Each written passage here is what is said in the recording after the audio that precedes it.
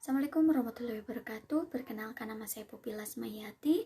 Saya akan membahas terkait understanding by design. Ini berfokus pada hasil yang diinginkan sehingga tidak terlepas dari 6 aspek pemahaman, yaitu menjelaskan, aplikasi, interpretasi, perspektif, empati, dan kemampuan diri atau pengetahuan diri.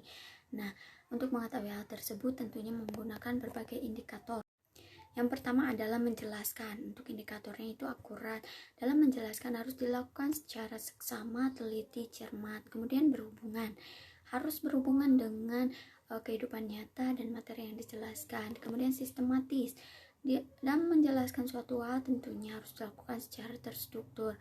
Kemudian justified atau dapat dibenarkan. Jadi informasi yang dijelaskan dalam penjelasan tersebut tentunya harus dapat dibenarkan atau harus sesuai dengan fakta. Kemudian perspektif, jadi dalam menjelaskan suatu hal tentunya harus menggunakan berbagai sudut pandang yang lebih luas dan tidak hanya menggunakan sudut pandang sendiri. Yang kedua, memiliki kemampuan interpretasi dengan indikator bermakna atau memiliki arti penting. Kemudian berbagai wawasan, jadi memiliki berbagai tinjauan yang sangat luas. Kemudian signifikan atau benar. Kemudian ilustratif, dapat menjelaskan. Kemudian terakhir adalah membuat jelas, jadi penjelasannya itu dibuat secara gamblang. Yang ketiga adalah kemampuan aplikasi. Indikatornya adalah efektif, yaitu memiliki pengaruh dan memperoleh hasil yang tepat. Kemudian efisien, jadi memperoleh hasil yang maksimal dengan sumber daya yang minimal.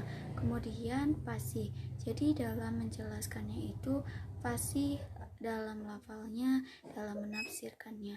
Kemudian adaptif, mampu menyesuaikan dengan lingkungannya. Dan terakhir adalah anggun, mampu untuk membawa dirinya dengan secara berwibawa. Yang keempat adalah kemampuan perspektif dengan indikator yang pertama kredibel atau dapat dipercaya, kemudian mengungkap, itu dapat membuktikan atau menerangkan dengan jelas. Kemudian wawasan berasal dari kata wawas yang artinya meninjau, dan wawasan artinya hasil dari tinjauan tersebut. Kemudian masuk akal, jadi dapat diterima oleh akal. Kemudian tidak biasa, jadi terdapat hal yang berbeda.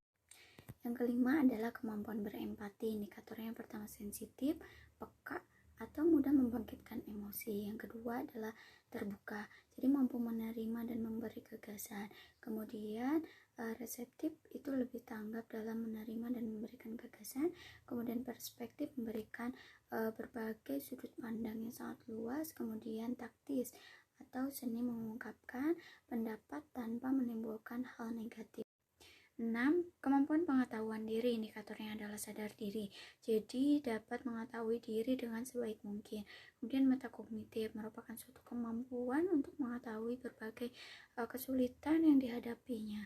Kemudian penyesuaian diri merupakan suatu upaya yang dilakukan untuk memenuhi berbagai kebutuhan dan menciptakan keharmonisan lingkungan. Kemudian reflektif merupakan suatu usaha yang dilakukan secara gigih dan memiliki pertimbangan. Kemudian bijak, jadi dalam bertindak tentunya selalu menggunakan akal budi dan pandai. Sekian, wassalamualaikum warahmatullahi wabarakatuh.